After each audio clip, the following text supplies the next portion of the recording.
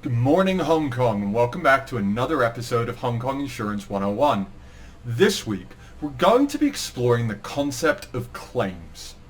Now, nothing is more important to insurance than claims. As a policyholder, you require the assurance that when you purchase any insurance plan, you'll receive some sort of benefit should you experience a loss.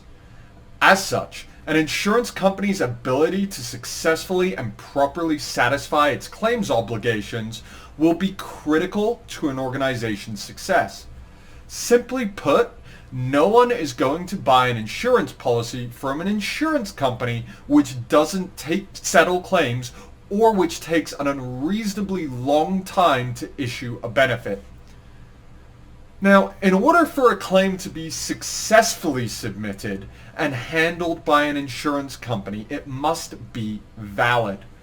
A valid claim is one which meets the requirements of the insurance contract and any other legal necessities within the jurisdiction of the insurer. In every claim situation in Hong Kong, there are a number of separate criteria which must be evaluated to ensure that the claim is both contractually and legally correct. The first major area of consideration is with respect to fraud by or on behalf of the insured. If fraud has been committed either by the policyholder or on behalf of the policyholder, then the entire contract of insurance can be cancelled and no claims will be paid. The issue of fraud is present at every level of an insurance contract, especially in relation to a consideration like utmost good faith. If, at any time from application to claim, you intentionally omit any material information or otherwise commit an act of intentional or unintentional fraud, you will likely be found out and forfeit the right to receive any satisfaction under the policy. The second major area of consideration concerns the policy's currency and premiums.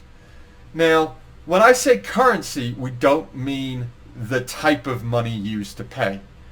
In order to receive a claim under an insurance policy, any insurance policy, the coverage must be in force. It must be current. This is to say that the contract of insurance must be current, must not have elapsed or be in arrears, and must not have reached its termination or expiration date.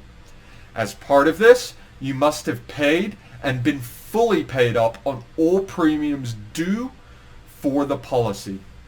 Some types of insurance may offer you a grace period during which you are not required to pay any premium but are still covered.